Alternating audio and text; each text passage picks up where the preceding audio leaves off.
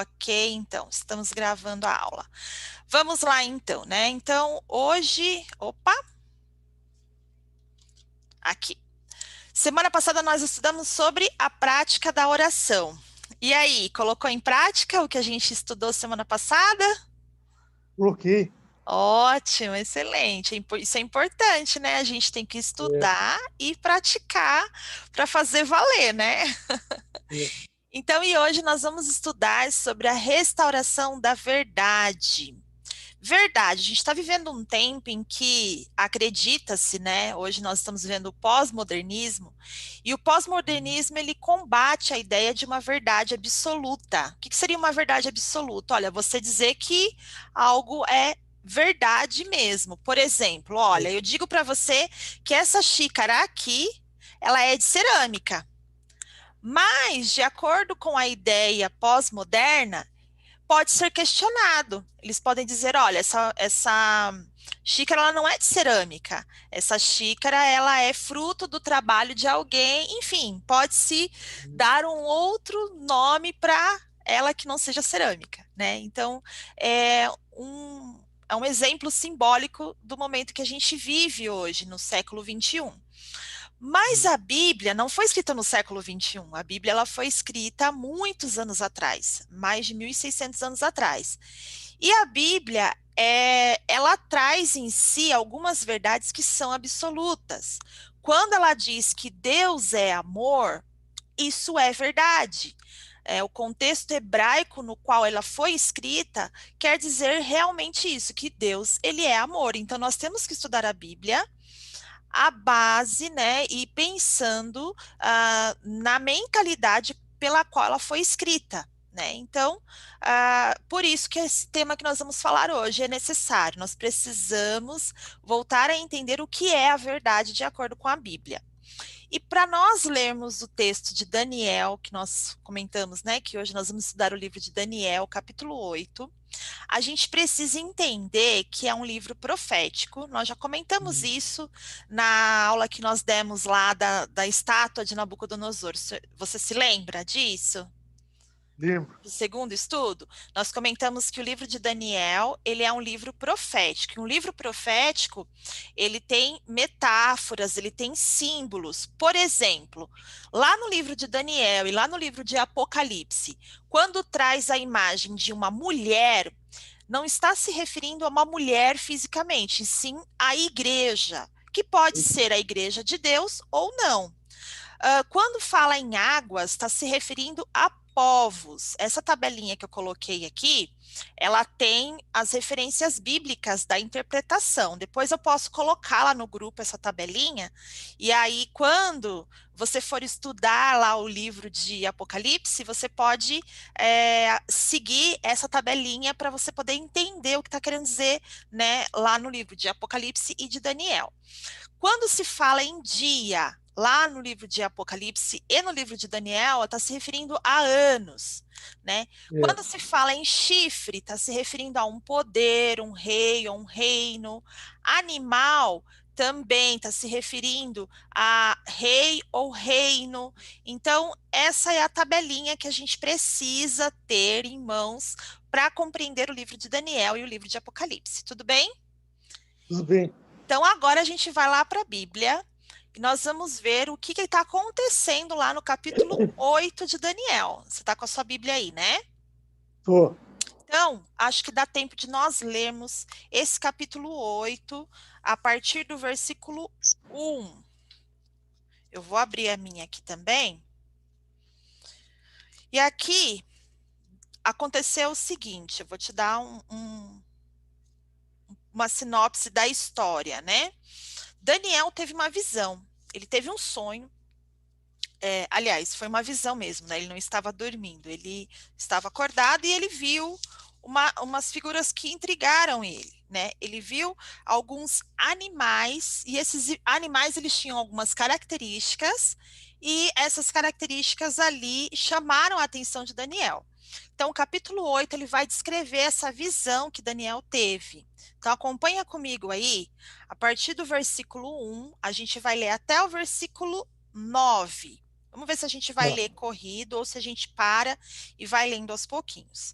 Então vamos lá. Aqui é a visão que Daniel teve e é o objeto do nosso estudo de hoje. Então, Daniel, capítulo 8, a partir do versículo 1, eu vou ler uma parte, depois eu vou pedir para o senhor ler o restante, para você ler o restante, tá bom? Tá bom.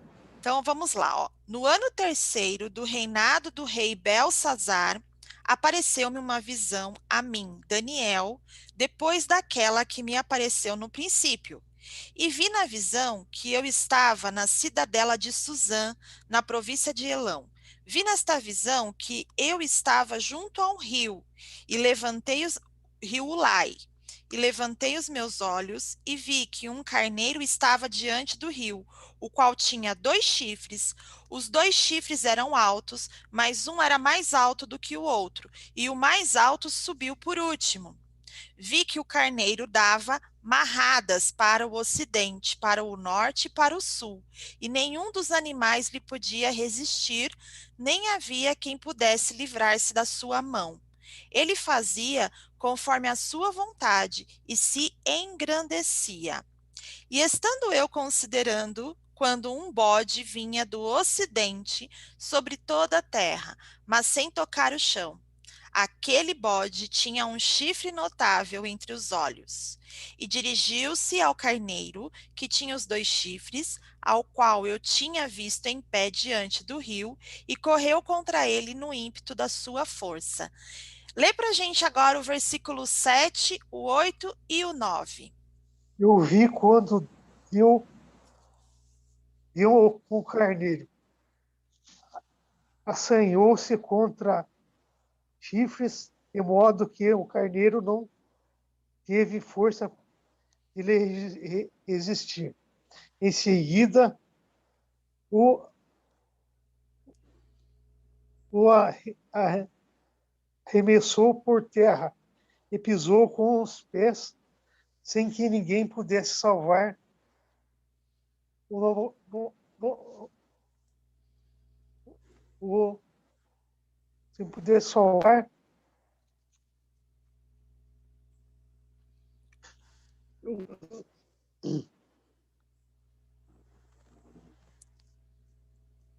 Tudo certo? eu sou meio ruim de ler. Não, não tem problema. Quer que eu termino? Pode terminar, por E favor. você parou no 7, né? No O bode se Xistos engrandeceu. vistosos expandiram para os. Parei no 9. Ok. Ah, então era até o 9 Deu mesmo um. que nós íamos ler. É, E o 9 fala assim: de um deles saiu um chifre muito pequeno, o qual cresceu muito para o sul, para o oriente e para a terra formosa.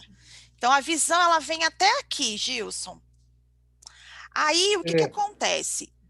Daniel, ele teve essa visão e ele queria entender o que que significava isso. Um carneiro, um bode, um olho entre os chifres.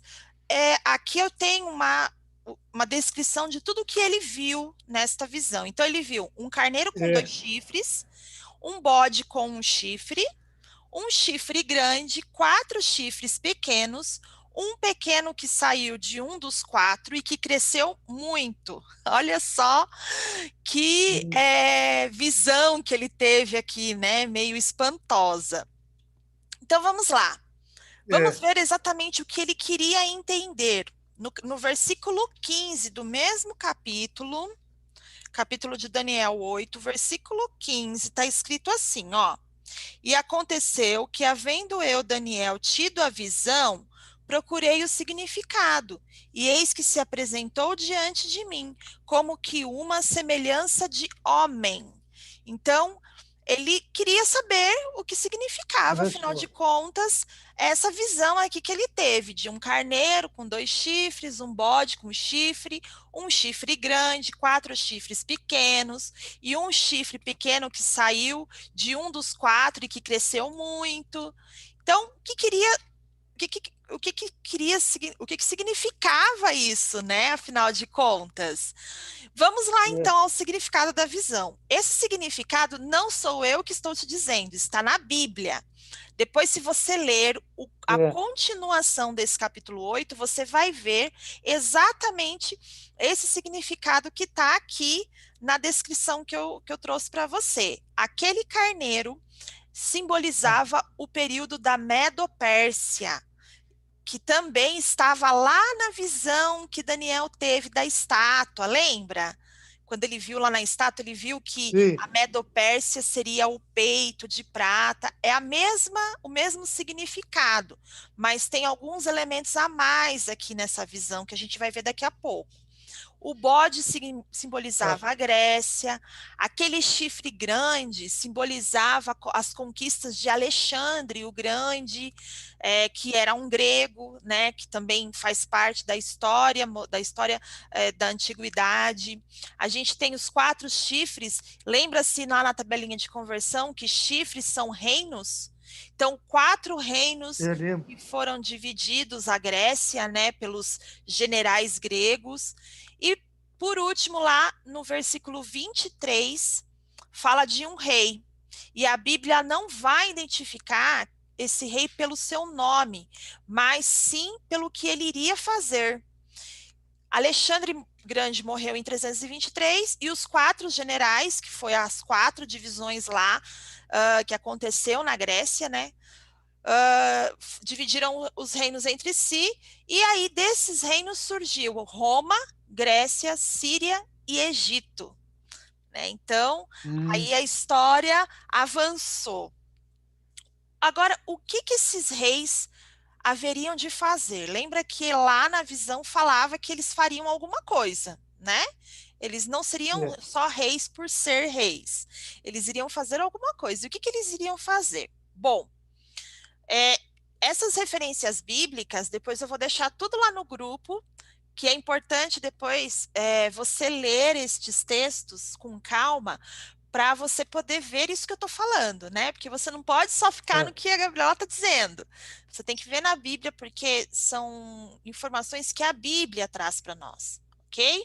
Então, Daniel, lá no capítulo 8, vai dizer que, lá no versículo 10 e no versículo 24, que esses reis que passaram aí, que essas histórias simbolizadas por estes animais, bode, carneiro, chifres, eles iriam destruir o povo santo, eles falariam contra Deus, contra Jesus, deitariam, deitariam por terra a verdade e tentariam mudar a lei de Deus.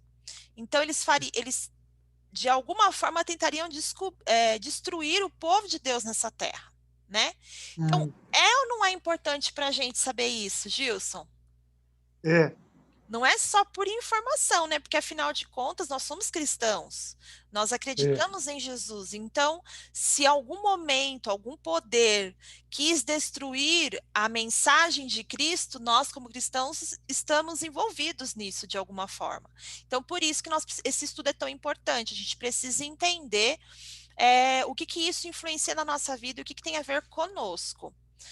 Qual a pergunta, então, que surgiu quando Daniel viu todo esse cenário de destruição? Agora, imagina Daniel, ele vendo tudo isso, ele vendo que o seu povo passaria por tantos problemas que tentariam destruir o seu povo. Imaginem como que ele se sentiu. Ele falou: estamos perdidos, né? Olha é, só o que está escrito no versículo 13, aqui no capítulo 8. Dá uma olhadinha aí na sua Bíblia, olha só. Ele diz o seguinte: depois ouvi um santo que falava, e disse outro santo, aquele que falava: até quando durará a visão do sacrifício contínuo e da transgressão assoladora, para que sejam entregues o santuário e o exército a fim de serem pisados? Então, assim, ele viu que ia acontecer todo esse cenário e ele queria saber quando que isso ia acontecer, até quando isso tudo ia acontecer, porque ele não podia acreditar que Deus permitiria que o seu povo fosse destruído definitivamente. Então ele viu tudo aquilo, ele viu que o que aqueles reis fariam, né? E ele decidiu, ele falou, não, mas isso não pode ser para sempre. Deus vai dar um jeito, Deus vai intervir. Então, até quando vai durar todo esse massacre, né, a verdade? Até quando essa verdade vai ser lançada por terra? É isso que ele queria saber. Até quando? E essa Até pergunta, 2300 exatamente, tarde que conheço. exatamente, está lá no versículo 14, né? É, Até 2.300 tardes e manhãs. Tardes e manhãs compreendem um dia, certo? Um dia tem uma certo, tarde e tem uma manhã. Então, em profecia, dias são anos. é, Então, tardes e manhãs, na verdade, são 2.300 anos. E aí a verdade voltaria a ser restaurada na terra e no céu, e o santuário seria purificado. Essa é a resposta que está no versículo 14. Então, aquele anjo lá que estava com ele disse assim: olha, até 2.300 tardes e manhãs. E aí a verdade vai ser restaurada e no céu o santuário será purificado. Então, a- essa foi a profecia. E por que que a profecia foi dada então para Daniel? Por que que é importante a profecia? Por que que você acha, Gilson, que a profecia é importante? para eles tentar mudar, preparar o povo, né? Preparar o povo, sensacional. É isso Preparar o povo. mesmo. E não só para isso. Olha só o que está escrito em Provérbios, capítulo 29. Vou abrir aqui. Provérbios, capítulo 29. Um pouquinho para trás lá de Daniel. Tá.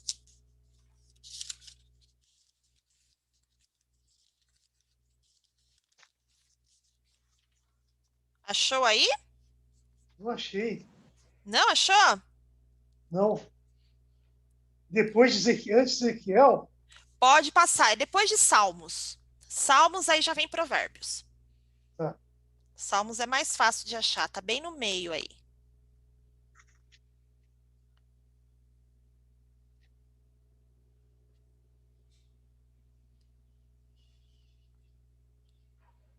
Achou? Não achei. Vai lá no comecinho da sua Bíblia, tem um índice e lá mostra a página onde está. Tá. Dá uma olhadinha lá no índice. Acho que vai ser mais fácil. Fica tranquilo, ainda bem que, como você é o único aluno, eu tenho todo o tempo do mundo para te Achei, esperar. achei Provérbios qualquer, Capítulo 29. 29. Isso.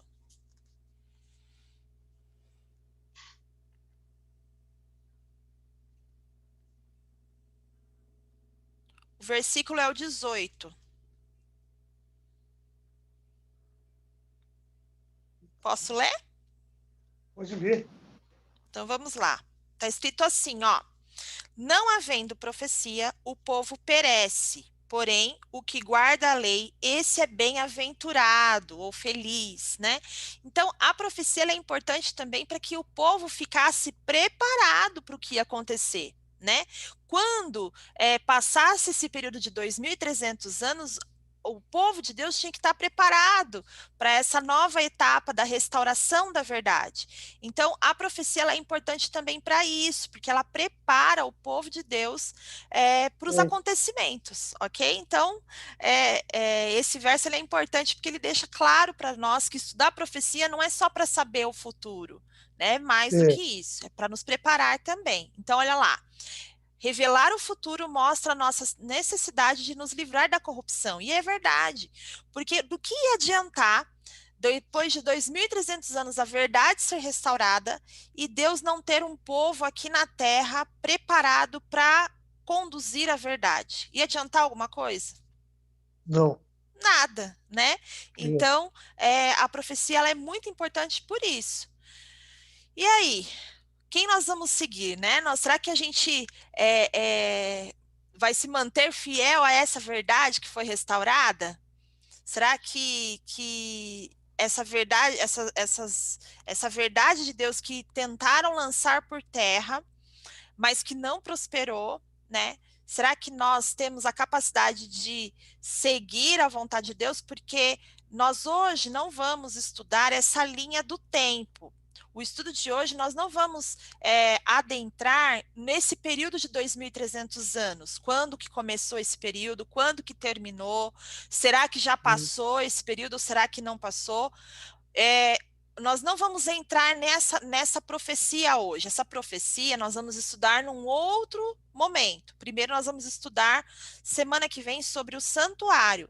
E aí depois nós vamos voltar só nessa profecia das 2.300 tardes e manhãs, tá? Porque Tá. ela requer um estudo direcionado só para ela. Então, hoje a gente só vai mesmo ver essa visão e refletir exatamente nesse ponto. Sabendo, Gilson, agora, de que reis poderosos tentaram lançar a verdade de Deus por terra, tentaram lançar a lei de Deus por terra. Se nós vivêssemos naquela época, né, ou se hoje tentassem fazer a mesma coisa, né, tirassem a liberdade religiosa e tentassem lançar a verdade de Deus por terra, qual seria a nossa posição? Qual seria a minha posição e a sua posição? Nós seguiríamos as leis dos homens, nós seguiríamos os reis ou a Deus? E Adeus. aí? Sabe Adeus. que pode nos custar a nossa vida seguir a Deus, né? Se É, você for ver o que aconteceu com os discípulos de Jesus, os apóstolos de Jesus, todos eles foram assassinados, com exceção de João, que morreu de velhice, mas foi preso, né? Então todos eles é, sofreram de uma forma ou de outra. Então seguir a Jesus não é barato o preço, né? Custa é. caro, mas se nós soubermos quem é o Deus a quem nós servimos, a gente vai entender de que ele é fiel e de que vale a pena nós sermos fiéis a ele, né? Então, para a gente encerrar, eu queria saber se você ficou com alguma dúvida desse estudo, né? Eu estou um pouco insegura. Eu achei, O que você achei acha? ótimo estudo. Achei um ótimo estudo. Deu para entender direitinho? Deu. Ai, que bom, fico feliz. E quando a gente entrar novamente nesse assunto, eu tenho certeza que você vai lembrar desse estudo de hoje, das informações. Eu espero em Deus. E eu vou te passar os textos para você depois ler direitinho. Agora, esse aqui é o estudo da semana que vem, Gilson. Você já ouviu falar no santuário que existia no meio do povo de Israel? Já, não é aquele de Santuário de Salomão, não, né? Exatamente, é o mesmo, é o mesmo. Só É. que antes de Salomão construir aquele prédio, aquele templo, o povo de Israel vagou durante 40 anos no deserto, né? E durante esse tempo que eles estavam vagando no deserto, eles tinham o templo deles era desse jeito que você está vendo na foto aí. Era dentro do Ah, acampamento de Israel. E semana que vem a gente vai estudar sobre isso. O que que é esse santuário? O que que é esse fogo queimando aí na frente? Por que que tinha isso daí? O que que significava? Por que esse ritual todo? Por que que eles tiveram que construir esse tabernáculo lá no meio do arraial, lá no meio do deserto, né? é. Então, isso tudo a gente vai estudar na semana que vem, tá bom? Se Tá você bom. quiser pesquisar aí na internet, o que que na internet fala sobre isso, para trazer até suas dúvidas na semana que vem, fica à vontade, tá bom? Tá, tá bom. Então, não tendo nenhuma dúvida, eu te convido para nós fazermos então uma oração para finalizar o nosso estudo de hoje, tá bom? Tá. Vamos orar então? Vamos. Senhor nosso Deus e Pai que estás nos céus, neste estudo, Senhor, nós entendemos que a tua verdade foi lançada por terra, que reis poderosos esmagaram a tua palavra e lançaram a tua lei por terra, mas foi por um tempo. O Senhor a restaurou e o Senhor tem estado a restaurar também nas nossas vidas. Nós te agradecemos por isso. Que o Senhor possa derramar as tuas bênçãos sobre nós, que o Senhor possa nos ajudar a entender cada dia mais a tua palavra e entender, ó Deus, aquilo que o Senhor tem reservado para nós através das Sagradas Escrituras. Peço que o Senhor dê uma bênção especial para o Gilson nessa semana, que ele possa, ó Deus, estar debaixo da tua graça e ser cada dia mais transformado por tua palavra. Abençoa todos os nossos alunos que também vão assistir depois pelo YouTube, que todos eles, Senhor, possam ser alcançados por tua palavra. É isso, Senhor, que nós te pedimos e que o Senhor nos traga novamente na próxima semana para aprendermos mais de ti. Em nome e por amor de Cristo Jesus. Amém, Senhor. Gilson, muito obrigada por ter assistido a Obrigado, aula, viu? obrigado a você. Que Deus te abençoe e na semana que vem a gente volta para estudarmos sobre o santuário, tá Tá bom? bom. Um abraço, Gilson. Até Tá. semana que vem. Semana que vem.